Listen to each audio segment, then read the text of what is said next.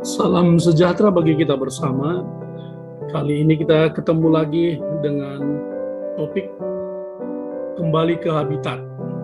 Hal ini saya ambil tentang bagaimana kehidupan kita masing-masing sebagai makhluk. Dan dalam hal ini, habitat yang saya maksud adalah habitat di sekolah sebagai seorang guru. Dalam hal ini, saya akan coba tampilkan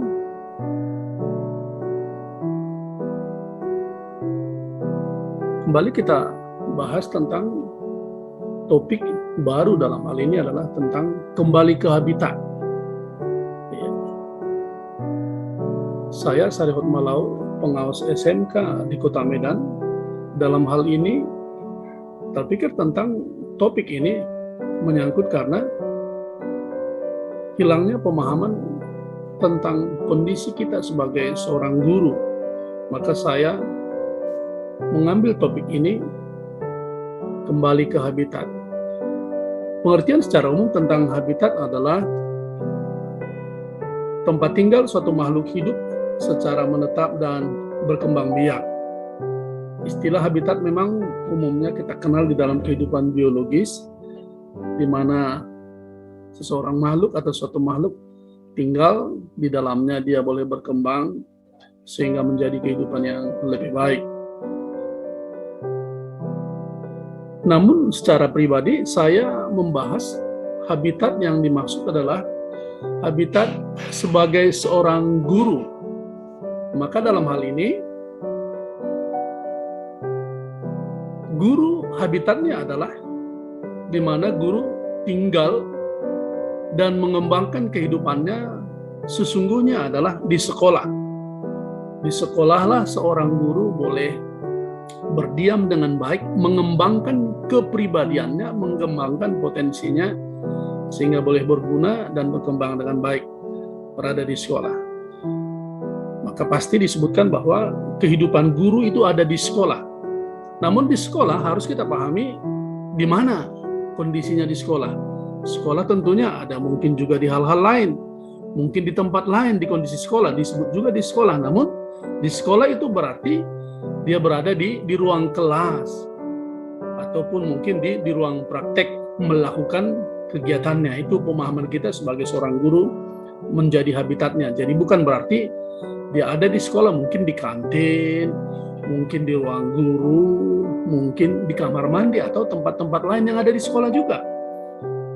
Namun kita sepakati bahwa kehidupan guru itu ada di sekolah adalah berada di ruang kelas di hadapan anak-anak, ataupun di tempat praktek di sekolah untuk boleh mengembangkan kehidupannya sehingga boleh berguna bagi orang lain.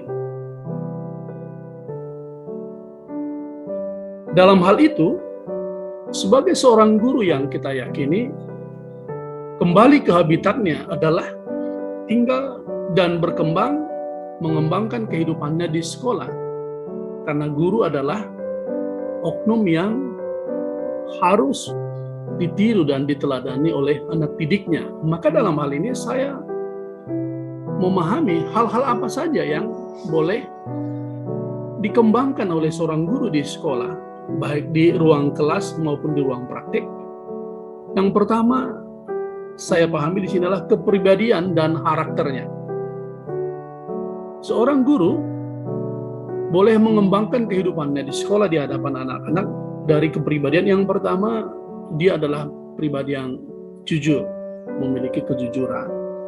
Yang kedua, guru adalah orang yang disebut disiplin, terutama dalam hal waktu. Kemudian bertanggung jawab dan memiliki panggilan hidup sebagai seorang guru. Karena banyak guru yang akhirnya panggilan hidupnya bukan menjadi guru, tapi kehidupan yang lain. Karena guru adalah mereka yang wajar digugu dan ditiru oleh anak didiknya. Itu menyangkut kepribadian yang boleh diikuti, dicontoh, diteladani oleh anak didiknya. Dari 4 hal menurut saya. Yang kemudian yang kedua, dari pengetahuan. Dari pengetahuannya, maka guru apa yang akan disampaikannya, diberikannya kepada anak didik adalah hal-hal yang mengembangkan kompetensi anak didik, berguna bagi anak didik. Segala sesuatu yang akan ditransfer, dibagikan kepada anak didik tentunya adalah ilmu pengetahuannya. Dia sudah miliki di dalam kehidupannya, dia tahu, dikuasai, sehingga hal-hal itulah yang akan dibagikan kepada anak didiknya tentunya. Yang ketiga adalah keterampilannya. Keterampilan. Kita di SMK pemahaman bahwa kita tidak hanya boleh memahami, tahu, mengerti, tapi bisa disebut memiliki keterampilan atau kompetensi bahasa kita di SMK. Ada sesuatu kompetensi dalam dirinya yang boleh dibagikan, di-sharekan kepada anak-anak, sehingga anak-anak juga akhirnya kelak memiliki keterampilan.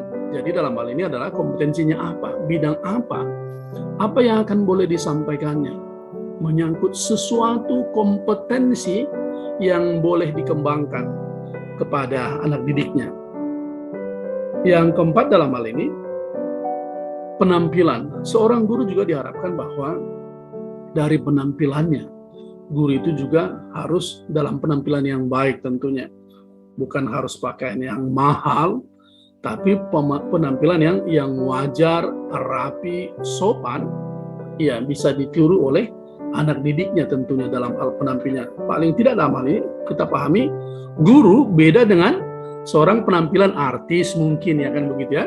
Maka guru tentunya harus tampil dalam penampilan yang baik, rapi, sopan, bersahaja, tentunya menarik di hadapan anak didik. Kadang-kadang juga penampilan guru kadang-kadang ada juga yang nggak sopan ya, yang menimbulkan hal-hal yang tidak baik. 4 hal ini dimiliki oleh seorang guru, dan hal inilah yang keluar dari dirinya yang kelak menjadi ditiru dan dicontoh anak didiknya.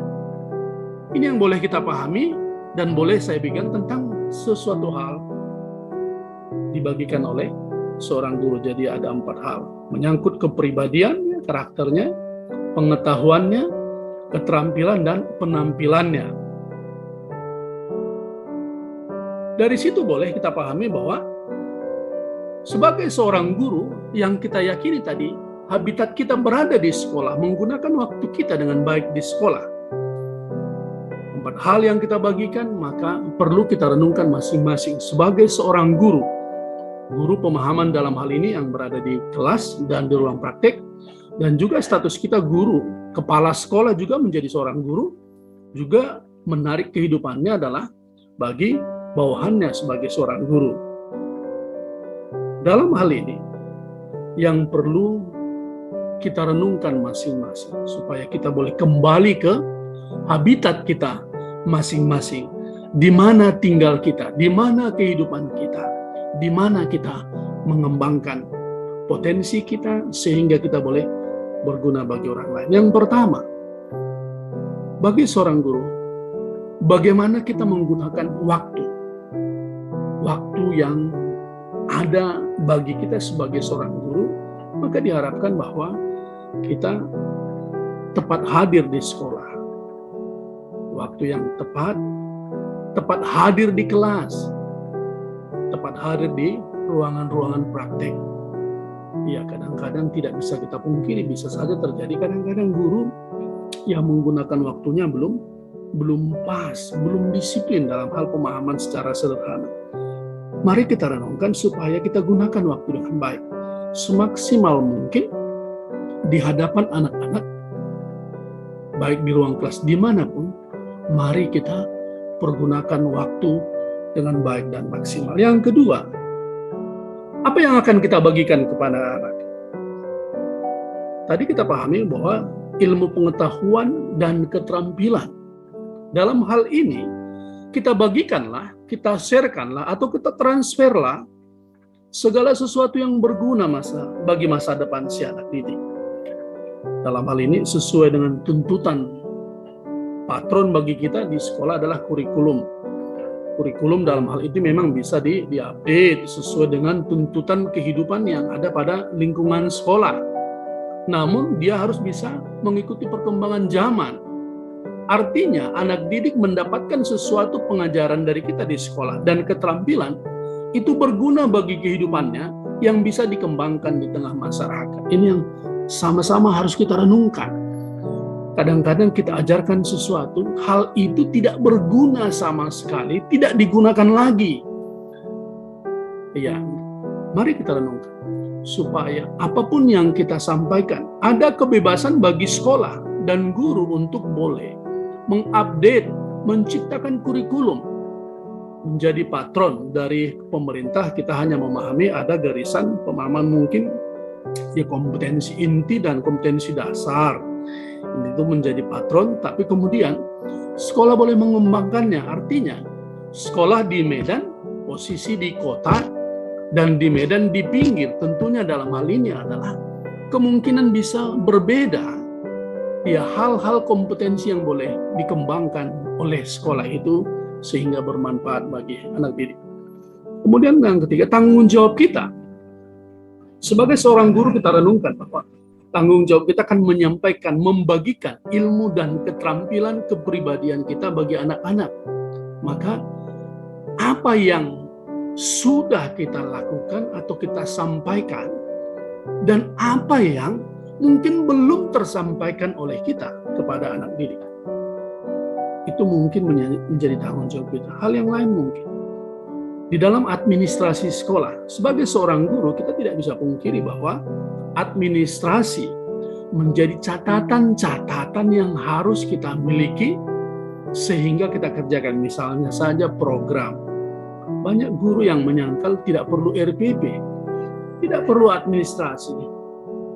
Pada sesungguhnya itu tidak benar juga. Tapi mari kita persiapkan secara administrasi. Kita memiliki garisan-garisan pemahaman bahasa orang.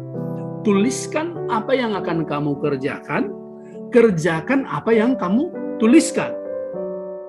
Maka tanggung jawab kita, ketika kita ada di depan anak-anak, kita punya konsep tertulis patron yang harus kita kerjakan. Sehingga kita tidak mengambang, walaupun bebas kita mengembangkan kurikulum sesuai dengan kebutuhan kondisi sekolah di mana kita berada masing-masing.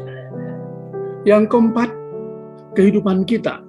Kita sebagai seorang guru, mari kita renungkan dengan baik supaya kita ini bisa menjadi teladan, contoh, patron bagi anak-anak didik kita. Ketika kita bisa menjadi contoh teladan lewat ilmu pengetahuan, lewat keterampilan, lewat kepribadian, lewat penampilan kita kepada anak didik, maka anak didik akan boleh melihat itu ada pada diri kita. Mereka menyaksikan itu, sehingga dia berbuah hal yang baik bagi anak didik kita yang kelak.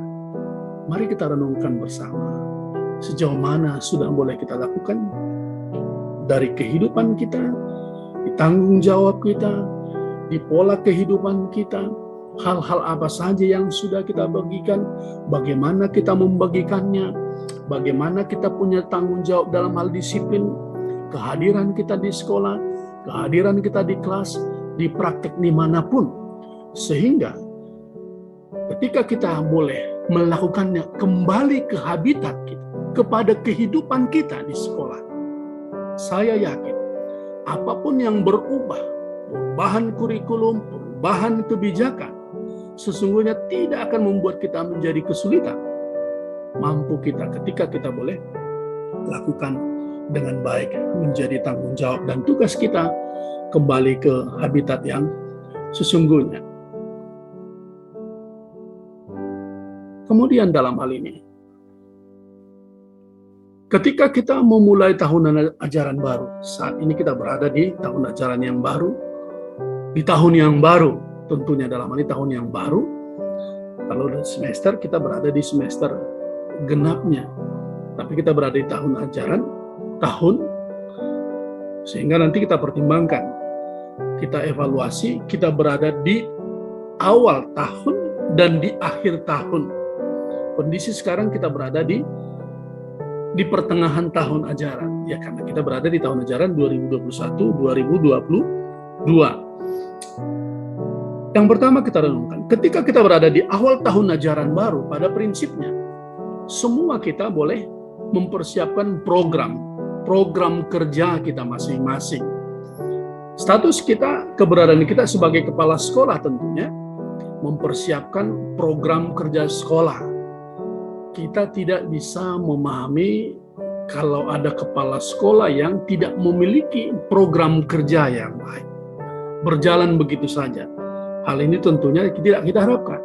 Kepala sekolah harus melakukan evaluasi. Apa program kerja di tahun itu? Hal-hal apa saja yang akan dikerjakan untuk pengembangan sekolah? Dirancang sesuai dengan kebutuhan, membentukkan mungkin tim kerja.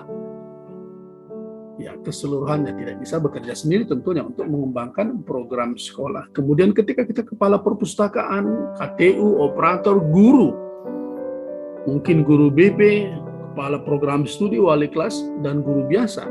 Keseluruhannya kita punya program masing-masing.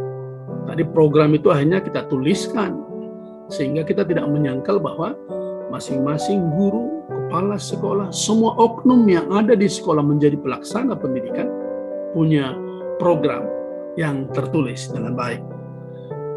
Kemudian kita merenungkan bahwa kehidupan kita sebagai seorang guru, tadi kita yakini bahwa mempersiapkan hati kita, panggilan kita, bahwa hidup kita adalah yang harus berguna bagi anak didik kita.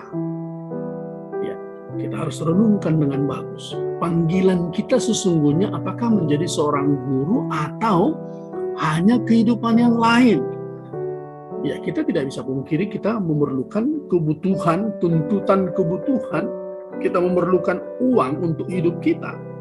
Namun ketika panggilan hidup kita sesungguhnya menjadi seorang guru, bukanlah guru, ini menjadi pertentangan di dalam batin pribadi lepas pribadi. Sehingga ketika kita yakini panggilan kita guru yang harus ditiru dan digugu oleh anak didik kita dengan 4 hal teladan tadi, panutan itu, maka kita boleh mengerjakan. Ketika mungkin kesejahteraan yang terbatas, tapi kita memahami harus berguna bagi anak didik kita, ya kita merenungkannya dengan baik. Yang ketiga, ketika kita sebagai seorang guru melakukan semua tugas tanggung jawab dengan hati artinya dorongan yang muncul dari dalam hidup kita, sehingga itu kita kerjakan dengan ketulusan, tulus kita mengerjakannya. Kiranya panggilan kita ini dan hati kita ada keyakinan kita, apapun yang saya kerjakan bagi anak-anak, pengetahuan yang saya bagikan, keterampilan yang saya contohkan, bagikan kepada anak didik, kita meyakini supaya itu berguna bagi kehidupannya. Jadi ada harapan bagi kita, kelak anak didik kita itu memang berguna bagi kehidupan keluarganya, berguna bagi kehidupan masyarakat, berguna bagi kehidupan bangsa dan negara. Ada itu yang tertanam di hati kita sebagai seorang guru ketika membagikan itu kepada anak didik kita. Jadi bukan ya yang penting mungkin pemahaman, yang penting selesai tugas saya tuntas, tapi di hati kita ya tidak tertanam bagaimana kelak anak didikku ini, bagaimana mereka kelak berguna, bermanfaat bagi orang lain. Mari kita renungkan itu supaya apapun yang kita program, kita tuliskan, kita rancang di dalam tugas tanggung jawab kita, biarlah itu boleh berguna bagi anak didik kita. Saat mungkin kita berada di tahun ajaran, di akhir tahun kelak nanti, ya beberapa bulan ke depan, di bulan 6 kita akan mengakhiri tahun ajaran. Maka kita harus melakukan evaluasi terhadap apa itu? Harus dievaluasi. Ada penilaian yang boleh kita kerjakan, mungkin kelompok pribadi atau mungkin pihak sekolah.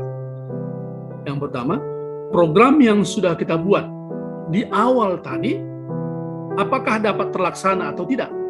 Sesuai atau tidak? Nah, ini tentunya harus dievaluasi. Kalau tidak dievaluasi, kadang-kadang RPP kita pun nggak pernah kita tulis, nggak pernah kita buat, nggak pernah kita rubah, nggak pernah kita update bahasa orang lain, kita sempurnakan. Yang penting ada. Kadang-kadang RPP orang pula itu. Ya, dalam hal ini kita harus boleh mengevaluasi apa yang sudah kita lakukan. Sesuaikah, layakkah, bermanfaatkah? Yang kedua, hal-hal apa yang menjadi masalah? Tentunya ketika kita evaluasi, maka mungkin kita boleh lihat apa permasalahan yang terjadi. Ketika kita ada dalam kelas, mungkin saja ada temuan-temuan, bahasa orang penelitian tindakan kelas, kita kan evaluasi.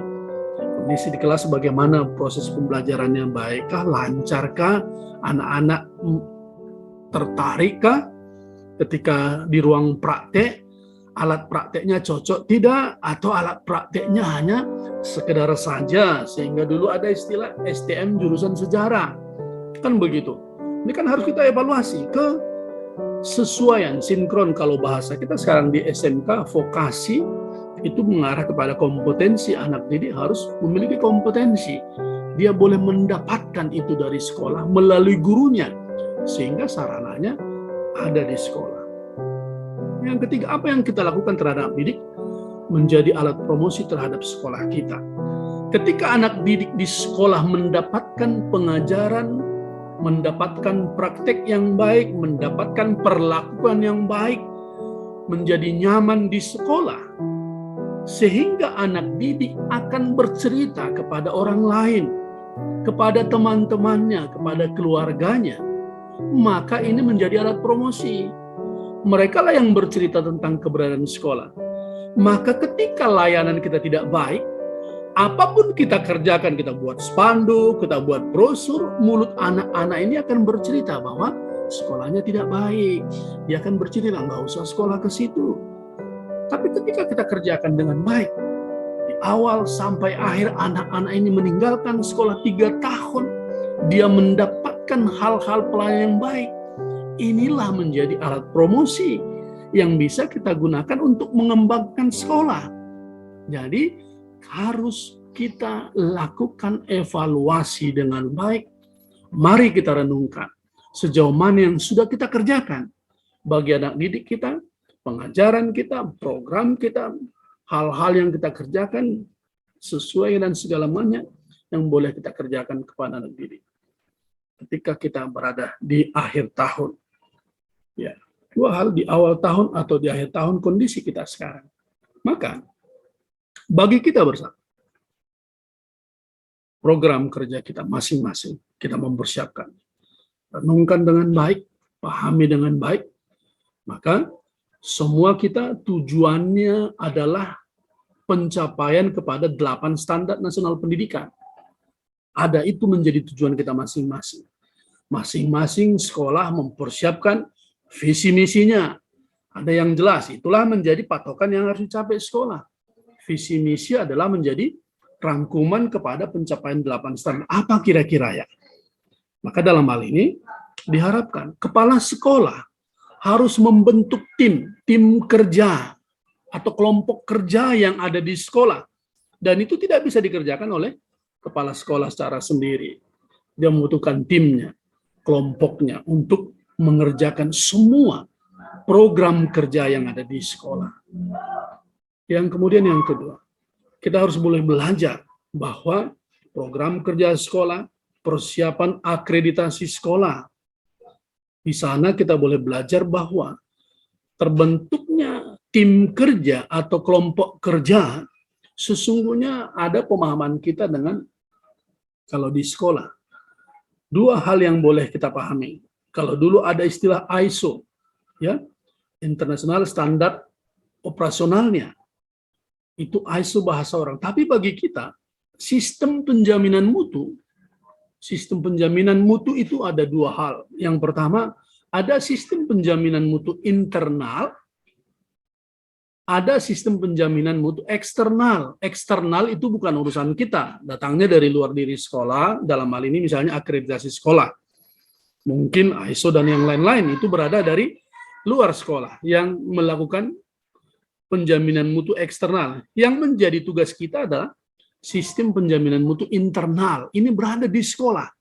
Ini yang diharapkan kepala sekolah membentuk tim kerja untuk melakukan sistem penjaminan mutu internalnya. Sehingga Tim inilah yang akan boleh membuat program, melaksanakannya, membagikannya kepada semua guru. Maka di akhir tahun dilakukan evaluasi hal-hal apa saja perlu dilakukan penelitian untuk kegiatan sekolah oleh tim kelompok kerja yang ada di sekolah. Kemudian kita belajar tentang ada raport mutu yang harus setiap tahun kita boleh update hubungannya kepada Dapodik. Ini dikerjakan oleh tim. Dalam hal ini operator menjadi penanggung jawab penuh. Sehingga keseluruhannya ini berjalan secara otomatis. Ketika tim kerjanya ada, penilaian sistem penjaminan mutu internal kita sudah baku, segala sesuatu di sekolah itu akan berjalan. Ya, kita tidak meraba-raba lagi. Misalnya, kita mulai dari awal tahun ajaran baru, kita sudah punya pola. Misalnya, bagaimana tentang penerimaan siswa baru. Sudah punya aturan yang baku kita di sekolah. Mungkin ada kebijakan dari Dinas Pendidikan. Ya, bisa saja. Tapi kita di sekolah, bagaimana caranya? Kita sudah punya pola bagaimana siapa yang layak diterima menjadi siswa, siapa yang layak dinyatakan lulus menjadi siswa baru. Ada aturan, pola, sistem yang sudah tertanam di sekolah. Bagaimana misalnya yang kedua, sistem pelaksanaan pembelajaran. Bagaimana proses pembelajaran di sekolah. Bagaimana dinyatakan guru layak masuk ke kelas. Harus punya ini misalnya. Program kerjanya, RBP-nya. Ini sudah punya pola dia, terbentuk. Jadi kita setiap tahun kerjakan dengan ini, dan itu berjalan. Mungkin masalah ujian, pelaksanaan ujian, kapan dilakukan ujian, bagaimana pelaksanaan ujian, bagaimana seorang guru mempersiapkan ujian, punya kisi-kisi dan segala macam.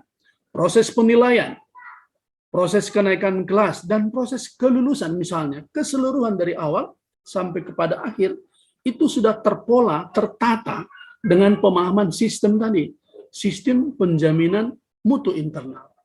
Ini yang harus dibangun oleh sekolah. Maka kepala sekolah harus memahami dan mengerti dengan baik untuk mengembangkan sekolahnya untuk lebih baik lagi. Tuntutan kita bahwa di SMK menjadi vokasi pemahaman sekarang, ya, program keunggulan. Masing-masing sekolah harus memikirkan, merenungkan apa yang menjadi keunggulan yang ada di sekolah. Dan demikian, boleh membangunnya, dimulai dari tim kerja ini, maka masing-masing akan membentuk nanti mulai dengan program kerjanya dan di akhir dievaluasi.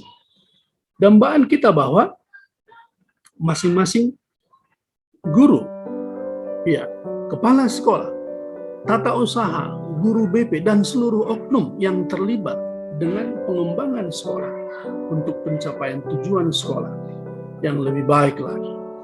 Kita harus kembali ke habitat kita, kepada kehidupan kita, sebagai seorang apa kita.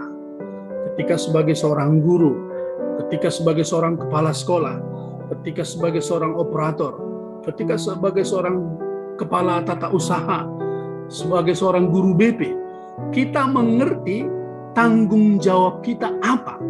Tanggung jawab kita terlihat dari pembagian tugas. Pembagian tugas, kita memiliki program kerja masing-masing. Tuliskanlah yang akan kamu kerjakan dan kerjakanlah apa yang telah kamu tuliskan.